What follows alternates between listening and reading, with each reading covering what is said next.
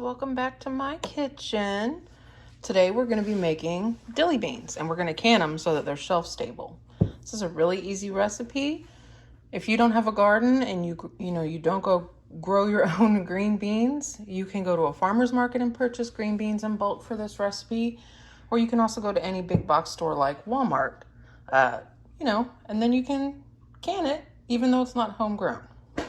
So as you can see here, I've already loaded my jars. This recipe makes 8 pint jars.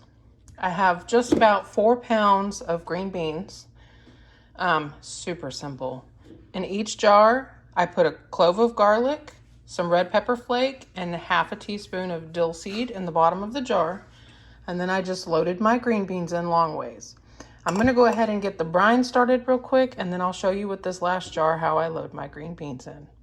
All right, to make your brine, you're just gonna need a decent sized pan that will hold a large amount. And we're gonna start with 4 cups of 5% distilled vinegar and 4 cups of water. We're gonna heat this up, and to it, I'm adding half a cup of salt, canning salt. If you're using kosher salt, it would be half a cup of salt plus 2 tablespoons. And that's it. We're just going to heat this up until the salt dissolves and the mixture is nice and hot. So let me go ahead while this is heating up and show you how I load that last can.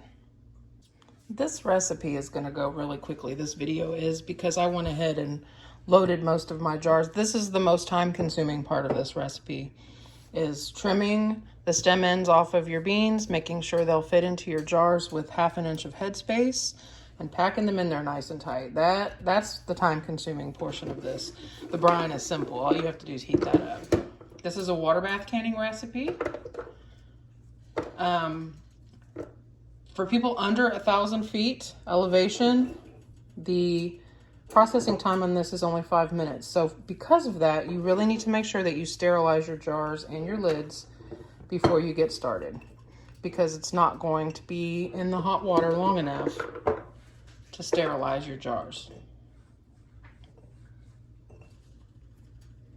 But all I'm gonna do really is just lay the jar on the side and then just load in my beans. Standing up. And you wanna pack them in there. I hope you can see. You wanna pack them in there as tightly as you can. And actually, I think I'm going to swap this out for a 1/2 pint jar because I am running out of green beans. Okay, so you can see I've swapped this out for a 1/2 pint jar. I did not realize how low I was running on green beans. So I just transferred over my garlic. You may need to trim off some of your beans if they're a little too long. If you have to do this, swap for a smaller jar. Not a big deal. We're just going to pack them in there.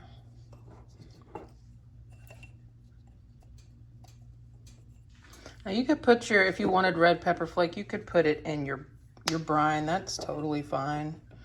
I wanted them super spicy, so I put it in the jars. And a lot of people will use, a whole dried chili here. But we're just keeping it easy today. I needed to get these guys used up. The garden has reached the point now where I'm getting, an amazing amount of green beans every couple of days, so I really needed to be able to stay on top of it. So I'm going to go ahead and finish packing this jar. Like I said, this is the part that takes the longest, more time consuming. And as soon as my brine is ready, just come to a boil and the salt is dissolved in it, we're going to go ahead and fill these jars. All right, we got our salt dissolved and our brine nice and hot. So all we're gonna do now is just top off our jars. Then we'll debubble, adjust our headspace, wipe the rims, and get them into the water bath canner.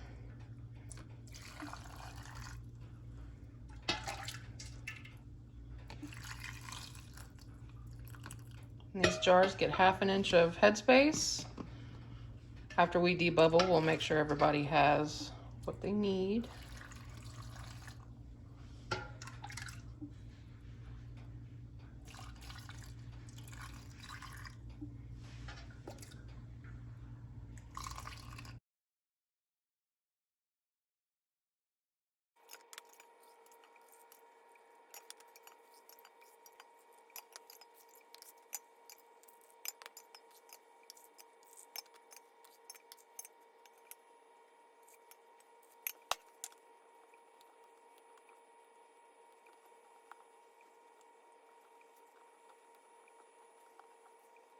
All right, full transparency, y'all.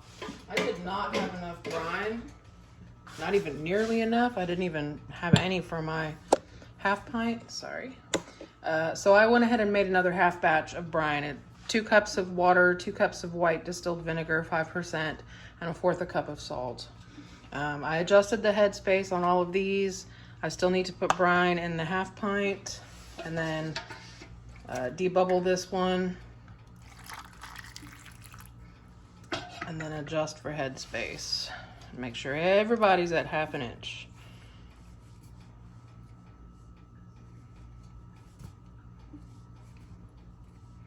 And you know, the brine issue may just be my beans are smaller. I had a really bad problem in my garden this year with bean beetles. So, you know, it is what it is. If you can always make more brine though.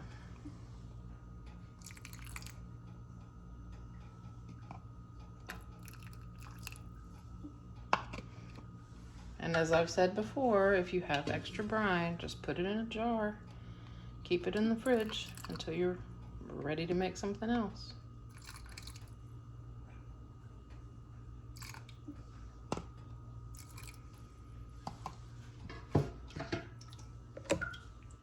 I'm so sorry, guys. I know I keep bumping this camera.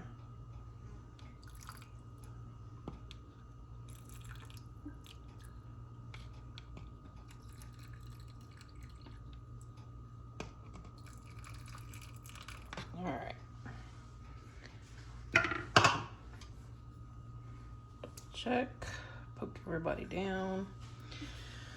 Then it's the usual. Clean paper towel, a little bit of vinegar. Wipe the rims off, make sure there's nothing stuck to your jar. This is a good time to check to see if your jar has any nicks or scratches or breaks around the edge that might prevent you from getting a seal.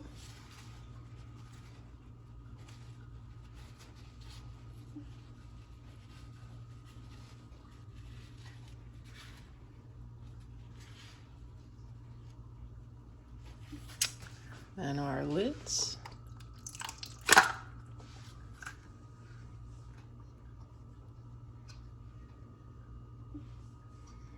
We're just going to center them on.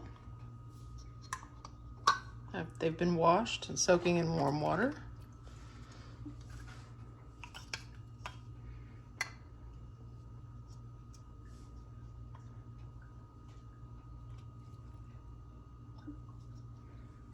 And then our rings, finger tight.